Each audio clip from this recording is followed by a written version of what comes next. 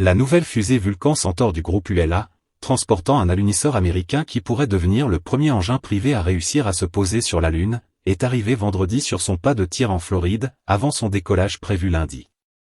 La fusée de près de 62 mètres de haut a été sortie de son hangar et a parcouru les quelques centaines de mètres la séparant de l'aire de lancement, a annoncé ULA, co-entreprise réunissant Boeing et Lockheed Martin. Le premier décollage de Vulcan Centaur est prévu à 2h18 heure locale, 7h18 GMT, lundi depuis Cap Canaveral.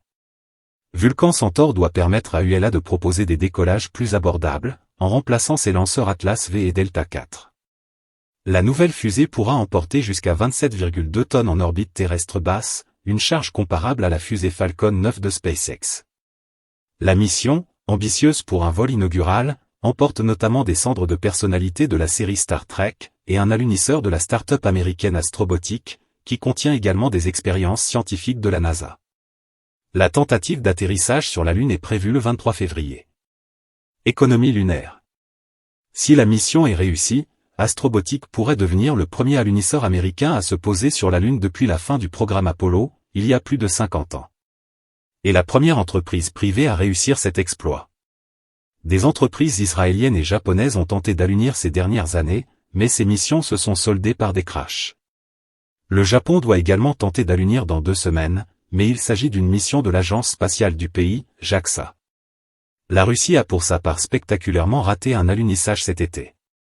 À ce jour, seuls les États-Unis, l'Union soviétique, la Chine et l'Inde ont réussi à faire atterrir un appareil sur la Lune.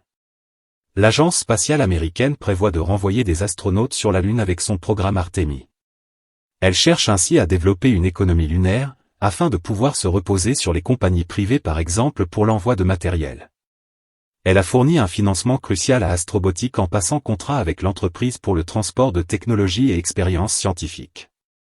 Dans le cadre du même programme, baptisé CLPS, une autre entreprise américaine, Intuitive Machines, a également été chargée par la NASA d'un tel service.